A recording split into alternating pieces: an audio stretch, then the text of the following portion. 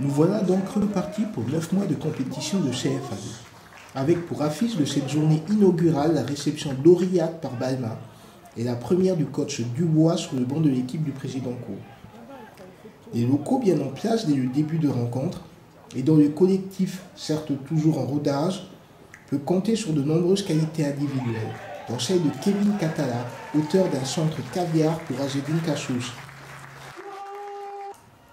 À peine eu le temps pour les Cantalous de procéder à la remise en jeu que l'on repartait côté droit, cette fois par le grand pont de Nana, la sortie manquée de Montero et la conclusion facile d'Eud Abou pour le second but balmadu. Mais déjà discipline, c'est déjà un mot important parce qu'on s'était calé là-dessus, on voulait avoir un bloc vraiment compact et sur les premiers matchs on sait que ça se joue sur des petits détails, donc on avait mis une grosse discipline tactique. Ouais, c'est surtout ce que les joueurs savent faire, puisqu'après il faut bien utiliser le ballon, il faut bien se déplacer, il faut être coordonné. Donc ouais, tout ça, ça fait qu'aujourd'hui on avait un bloc qui était intéressant et pour un premier match, on était quand même bien coordonné. Ouais. Oui, c'est très compliqué, mais à partir du moment où on a confiance aux joueurs et que les joueurs adhèrent, on gagne du temps, on a passé quand même beaucoup de moments ensemble, que ce soit sur ou en dehors le terrain, on a fait des choses intéressantes. Donc tout le groupe a adhéré, donc déjà on a gagné du temps et déjà ça devient moins dur. Mais c'est vrai que c'est très compliqué quand même.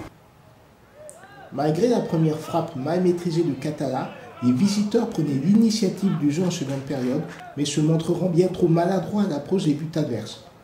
Ainsi Ahmed, butant une première fois sur Coste, puis Yves, dans l'enroulé du pied droit, voyait l'anticipation du portier balmanais.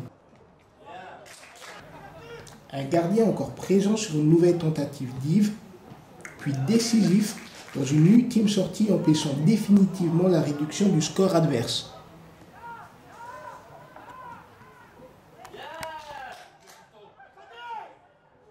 C'est sûr, on attaque bien le match, on se crée 2-3 occasions, même si ne sont pas bien franches. Et en fait, on paye 2 erreurs cash. On se fait déborder, on ne prend pas le marquage, et 2-3 erreurs d'inattention et on le paye cash, ça fait 2-0 à la mi-temps. Deuxième mi-temps, on est bien, on se crée des occasions, on n'est pas aussi tueur qu'eux. Et ça fait 2-0. Voilà.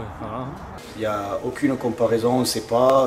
On sait qu'on doit beaucoup travailler, on a des joueurs qui doivent avoir des performances régulières tout au long de la saison, donc on va travailler sur ça.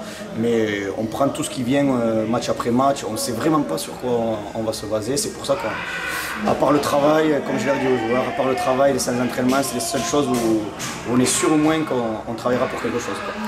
Non, pas du tout. On prend les matchs un par un, on les joue pour les gagner. Je suis un compétiteur et j'essaie de l'inculquer à mes joueurs.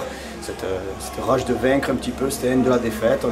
On essaye au quotidien de leur donner ça et après, bien sûr, on s'adapte au niveau CFA2. Je ne le connais pas, donc on va prendre les matchs les uns après les autres. Mais je sais que la poule elle est relevée, on est vraiment très humble.